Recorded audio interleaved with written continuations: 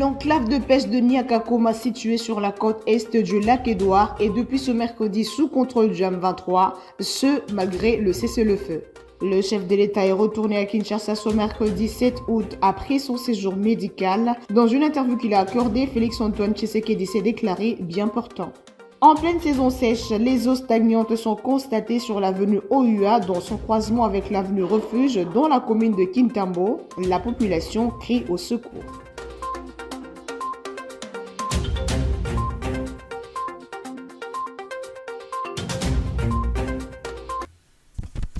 Grande édition du journal, madame, messieurs, bonsoir et merci de nous rejoindre pour vous informer. On commence tout de suite avec la situation sécuritaire. Les rebelles du M23 ont pris le contrôle de Niakakoma, enclave de pêche située sur la côte est du lac Édouard, respectivement.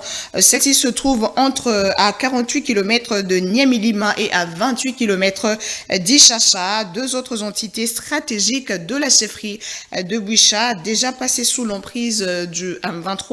Malgré le cessez-le-feu, c'est ce mercredi que cette situation se produit. Regardez. La coalition M23 RDF continue de violer les cessez-le-feu négociés entre les ministres congolais et rwandais à Luanda, en Angola. Ce mercredi, ces forces négatives ont pris le contrôle de la cité de Niakakoma, une pêcherie située sur la côte est du lac Édouard. La situation à Niakakoma, elle est trop critique ce matin. Il y a les militaires M23 qui sont venus attaquer les Wazalènes qui étaient encore à Niakakoma. Et là, on signale pour ce matin de ce 7 août 2024, un jeune garçon d'une dizaine d'années qui serait blessé et qui doit être acheminé à l'hôpital Niamey-Lima. Pour l'heure, les Wazalènes qui étaient encore là et quelques policiers, voire même la force navale, ont pris la direction du parc.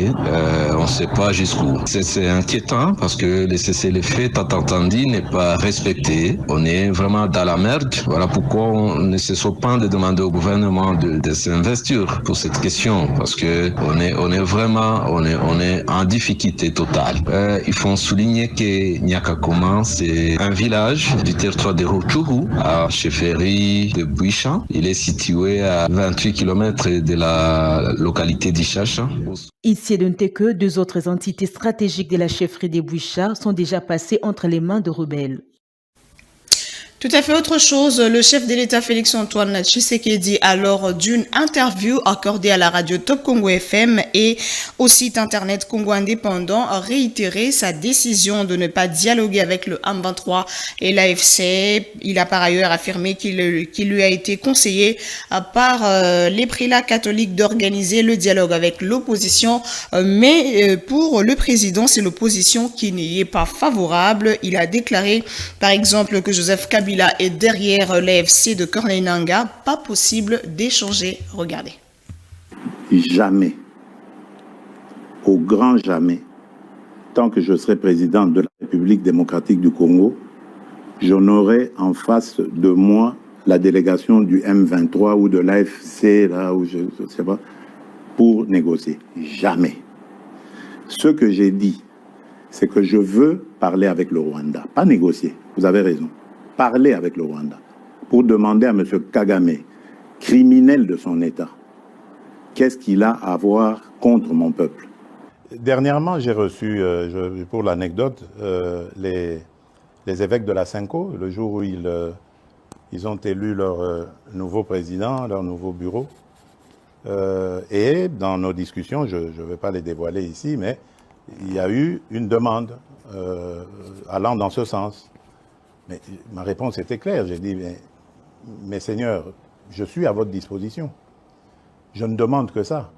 Mais dites-moi, comment vais-je m'y prendre? J'ai pris l'exemple que de trois opposants. J'ai commencé par Martin Fayoulou. J'ai dit, mais il n'a jamais reconnu les résultats des dernières élections. Comment est-ce qu'il acceptera ma main tendue? Moïse Katumbi était prêt à faire la même chose, ou il avait même fait la même chose, mais grâce, évidemment, à la pression des siens. Il a accepté qu'il rentre dans les institutions, mais lui reste borderline. Joseph Kabila, n'en parlons pas. Lui, il a carrément boycotté les élections et prépare une insurrection, parce que l'AFC, c'est lui. Et puis concernant le social des Congolais, le président Félix-Antoine Tshisekedi compte sur les capacités qu'incarne la première ministre Judith Suminwa pour la réduction du pouvoir d'achat et rassure le peuple congolais et qu'il n'a pas oublié le slogan « Le peuple d'abord ». Suivez ses propos. Ça fait partie d'un de mes engagements, celui de réduire le pouvoir d'achat. Et la première ministre, Madame Judith Suminwa, est très bien outillée et instruite pour faire face à ce genre de choses. Nous essayons de prendre des mesures assez urgentes, mais qui seront difficiles évidemment à mettre en œuvre parce qu'il faut inverser la tendance actuelle à faire dépendre notre économie de l'importation en produisant localement. C'est pour ça que nous avons un fameux programme très ambitieux d'ailleurs agricole pour essayer de nous mettre à l'abri de ce genre de choses. Ceux qui disent que j'ai oublié le peuple d'abord se trompent complètement. Parce que je dors et je me réveille en pensant au peuple congolais. J'en prends même sur ma santé tellement que c'est le premier de mes soucis. Et puis par la même occasion, le chef de l'État Félix-Antoine Tshisekedi a rassuré le peuple congolais sur son état de santé. Il a déclaré qu'il va bien. Encore une fois, suivez l'extrait de ses propos choisis ici pour vous par Rachel Adasaliwala. Regardez. Très bien, je crois que ça se voit. Je vais très bien. En fait, j'ai tout simplement fait accepter une prise en charge de mon premier médecin de 2022. Que j'avais invité à Kinshasa parce que je ne voulais pas bouger de Kinshasa, même s'il devait y avoir une intervention chirurgicale. Et donc, en le faisant venir, il a apprécié évidemment le matériel que nous avons à l'hôpital du Kanchachi, mais il a préféré, pour être sûr et couvert par ses assurances, que je vienne ici moi-même et qu'il examine cela. Ce que j'ai fait. Donc, dans le timing qu'il fallait, j'ai attendu de présider le dernier conseil des ministres du vendredi d'avant celui du 2 août dernier. Et puis, après, j'ai pris l'avion. Les examens se sont très bien passés et je devais observer un petit moment de convalescence pour pouvoir retourner. Et là, je suis en forme et prêt à revenir aux affaires. Et puis l'encadrement des adolescents à ne pas tomber enceinte reste la préoccupation du Fonds des Nations Unies pour la population, UNFPA. Son représentant pays en a discuté avec le ministre de la Communication et des Médias le mardi 6 août 2024. Il n'est plus question de donner l'information pour permettre que cette situation, dont les chiffres représentent 20% des accouchements, cesse. Patrick Issou nous en parle. Avec son hôte, la question des données d'enquête démographique éblouissante a été évoquée. Le représentant pays de l'UNFPA a montré les besoins non satisfaits en matière de planification familiale. On a montré les besoins non satisfaits en matière de planification familiale. Ça, c'est extrêmement important. Qu'est-ce que cela veut dire? Cela veut dire que des couples ou des personnes qui ne veulent pas avoir d'enfants, qui veulent se protéger, qui veulent s'équiper, ne parviennent pas à accéder à l'information ni aux produits pour faire cela.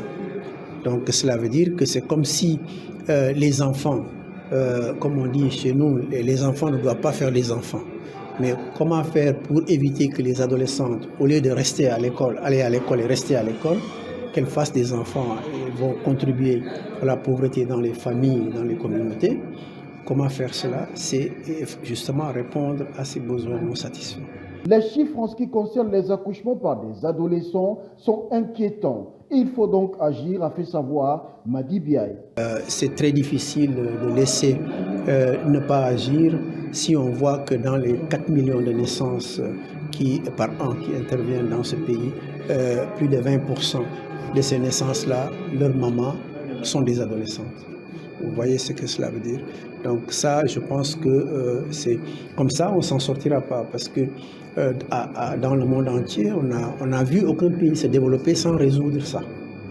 C'est pour cela qu'on dit que la clé du développement se trouve quand on adresse les causes profondes aux mains de ces adolescentes-là. Donc il faut les autonomiser.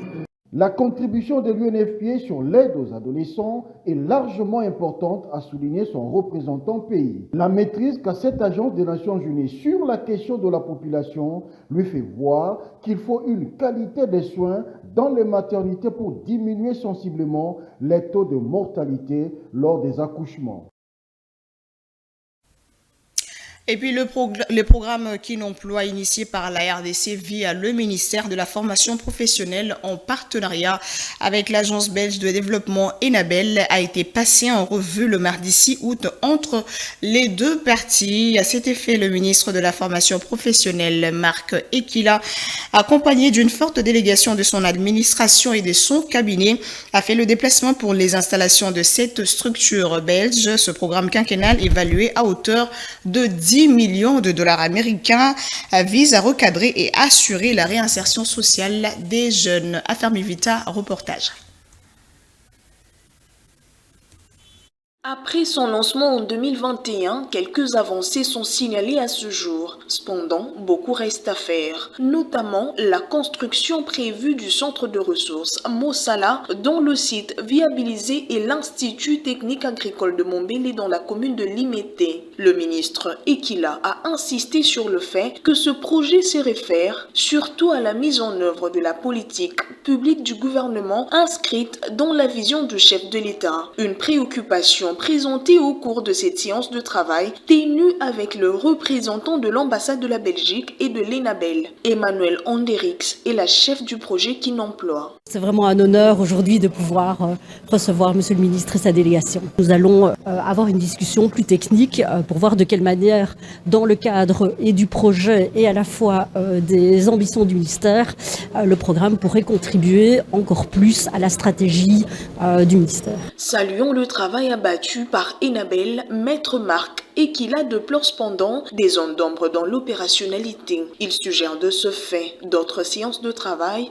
pour finir ensemble les priorités conformes à la vision du chef de l'État et aux attentes de la population. Le déplacement ici se justifie essentiellement sur le fait que c'est un accord, comme vous le savez, a été signé entre deux pays, à travers les deux responsables au niveau du président de la République pour la République démocratique du Congo, au niveau du roi pour la Belgique. Je suis venu toucher du doigt ce qui se fait. Je suis très heureux. J'ai quand même demandé un peu plus. Nous avons trouvé un cadre où on va discuter de ces questions-là particulières. Nous avons reçu de très bonnes nouvelles. Et nous allons réserver la première à la haute hiérarchie. Soucieux du bon fonctionnement de son ministère, le ministre Ekila a aussi plaidé pour le renforcement des capacités du personnel de son administration auprès de Enabel. Dans un autre chapitre, la République démocratique du Congo organisera la 22e édition du Forum des coopérations commerciales et économiques entre les États-Unis d'Amérique et l'Afrique subsaharienne. Le dossier de candidature a été écrit par la première ministre Judith Suminwa et défendu par le ministre du Commerce extérieur Julien Paluku, qui lui a fait rapport à démontrer des avantages que tirerait la RDC en organisant ce forum sur son sol. Regardez.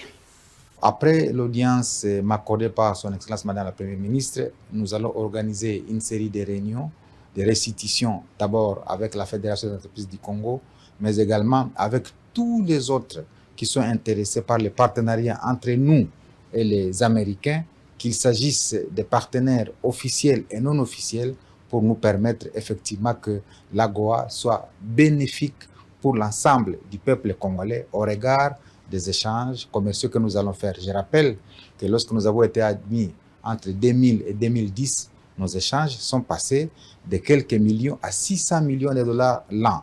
Mais lorsque nous avons été retirés de l'AGOA en fin 2010, eh bien, nos échanges sont retombés jusqu'à 32 millions de dollars. Voilà pourquoi notre réintégration au sein de l'AGOA en 2020 va nous permettre de passer de 600 millions à 3 milliards de dollars comme volume des échanges entre la RDC et les États-Unis, ce qui va renforcer notre balance commerciale, c'est-à-dire la différence entre les importations et les exportations. Parce que désormais, le président de la République, son Excellence Félix Tshisekedi, voudrait que notre pays devienne un pays plus exportateur qu'importateur de biens. Parce que lorsqu'on importe beaucoup de biens, c'est la sortie des devises qui fragilise notre économie. Chaque pays a l'ambition de gagner les marchés. C'est la raison pour laquelle il y a un tissu industriel qui s'est construit au fil des temps. Vous vous rappelez qu'il y a quelques années, il y a la question des zones économiques spéciales qui prend de l'ampleur dans le pays. C'est une façon de créer un tissu industriel qui permet à ce que la RDC devienne concurrente. Sinon, avec l'intégration de notre marché dans les marchés américains, avec l'intégration dans la zone de libre-échange continentale, si on n'a pas une politique industrielle agressive, effectivement, nous allons être le déversoir des autres États. Voilà pourquoi le secteur industriel est très important et il y a, je crois, dans le programme du gouvernement, des axes qui renforcent ces secteurs pour permettre à la RDC effectivement d'être compétitive sur les marchés internationaux.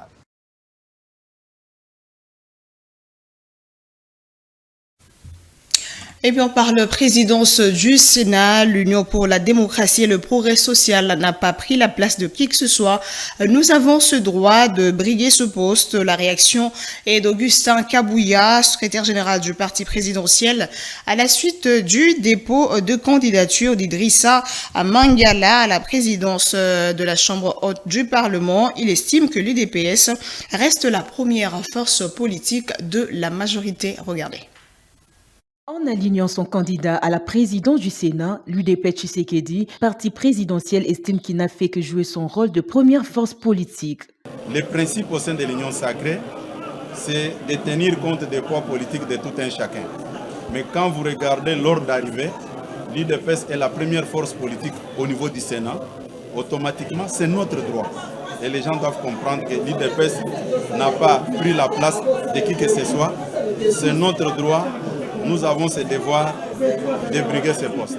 Le secrétaire général de l'UDPS souligne que le choix d'Idrissa Mangala est le fruit d'un consensus au sein de leur famille politique, mais aussi envoie un message selon lequel l'UDPS ne privilégie pas ses ressortissants d'autres coins linguistiques du pays. Porter le choix sur les sénateurs Idrissa Mangala, qui n'est pas un nouveau venu au sein de l'UDPS. Il y a une histoire de tout un chacun. C'est par rapport au profil, il n'était pas seul. Il y a eu d'autres membres du parti qui avaient exprimé les mêmes ambitions. Mais après avoir examiné les dossiers des uns et des autres, les choix étaient portés sur la personne d'Idrissa Mangala. Et c'est un message aussi que l'UDPS est en train de lancer à l'opinion. Parce que certaines langues ont toujours dit que l'UDPS est un parti politique à caractère tribal. Ici est de noter que l'étape des dépôts des candidatures s'est clôturée le mardi 6 août.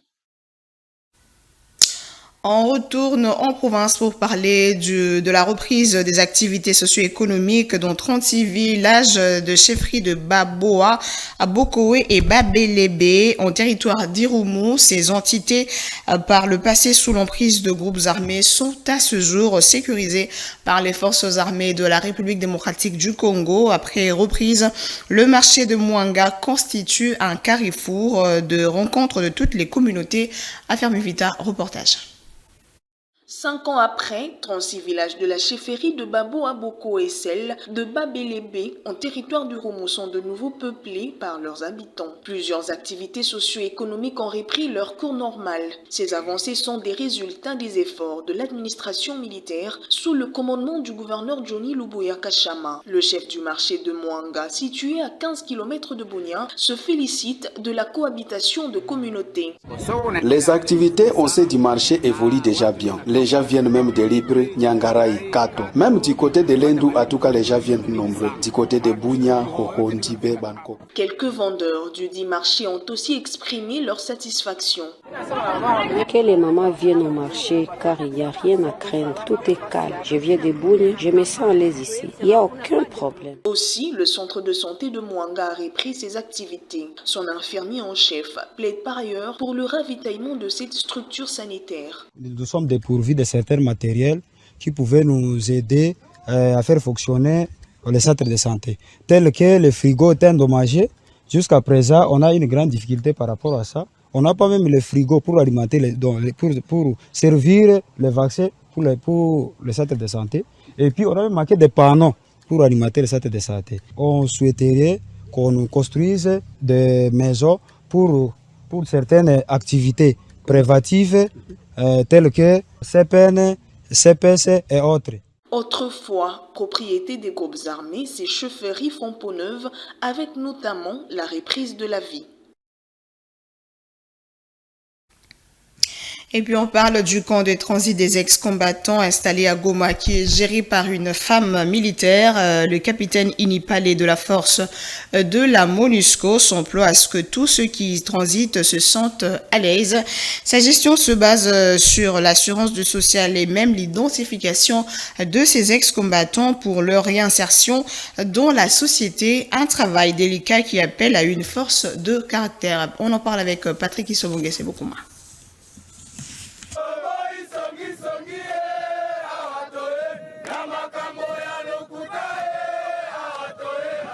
Nous sommes dans le camp de transit de Goma pour des ex-combattants. Le camp est tenu par le capitaine Inipale.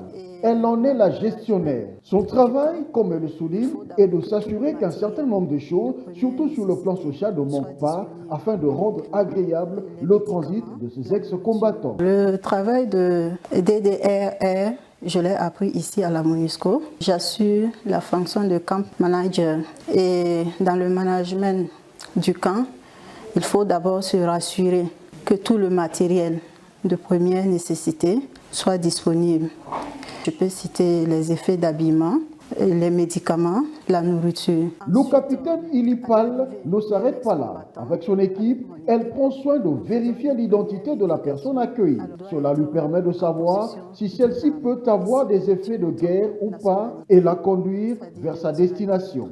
À l'arrivée d'un ex-combattant, avec mon équipe, nous faisons une première vérification. Alors, si le combattant est de nationalité congolaise, il doit être en possession d'une arme. Et s'il est d'une autre nationalité, c'est-à-dire de nationalité étrangère, il peut être reçu avec ou sans arme.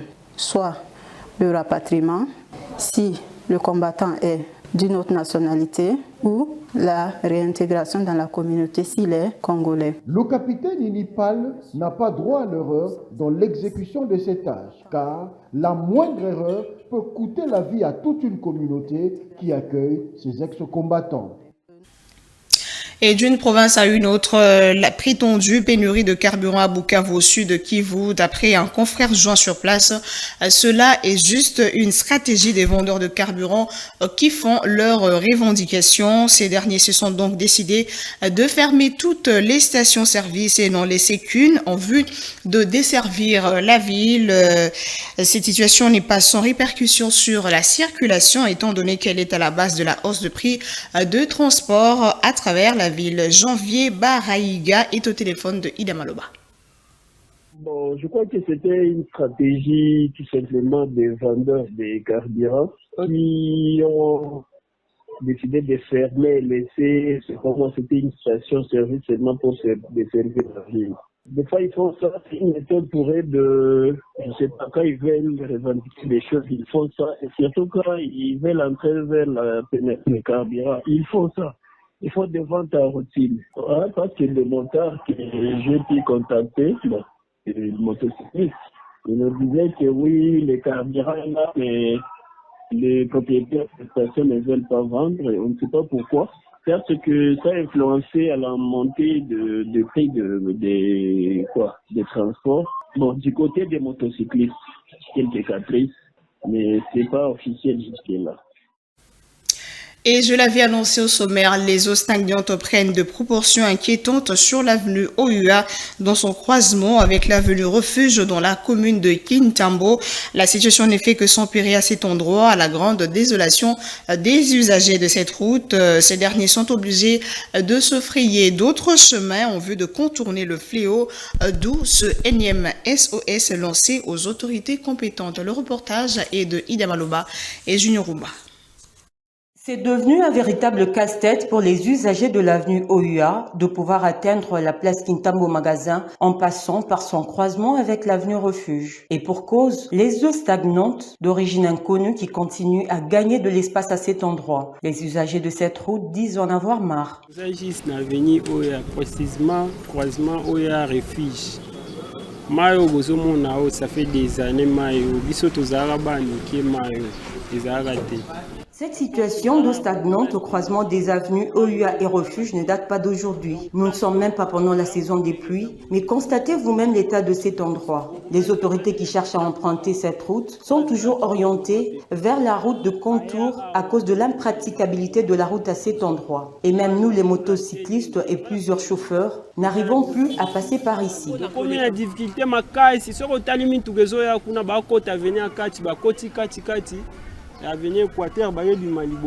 D'où cet appel lancé aux autorités de prendre à bras le corps la situation en vue d'y mettre fin.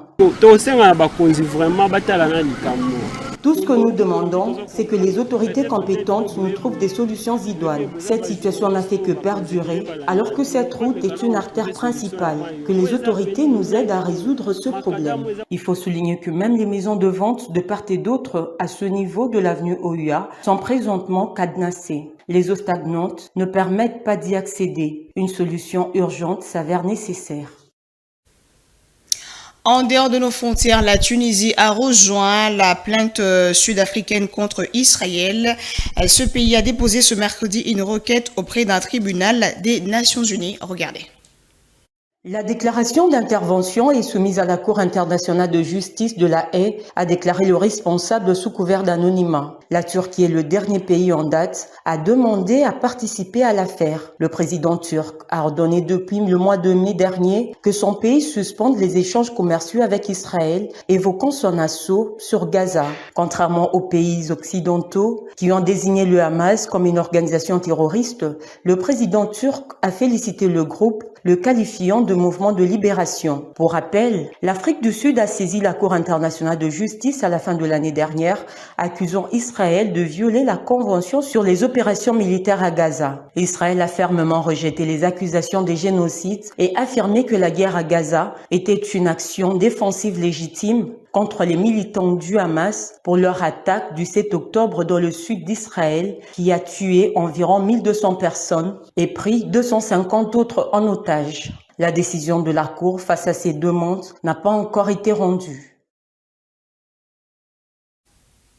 Allez, vous l'avez corrigé avec moi, il s'agissait plutôt de la Turquie et non de la Tunisie. On va prendre tout de suite les rappels des principaux titres. L'enclave de pêche de Niakakoma, située sur la côte est du lac Édouard, est depuis ce mercredi sous contrôle du M23, ce malgré le cessez-le-feu. Le chef de l'État est retourné à Kinshasa ce mercredi 7 août après son séjour médical. Dans une interview qu'il a accordée, Félix-Antoine Tshisekedi s'est déclaré bien portant. En pleine saison sèche, les eaux stagnantes sont constatées sur l'avenue OUA dans son croisement avec l'avenue Refuge dans la commune de Kintambo. La population crie au secours.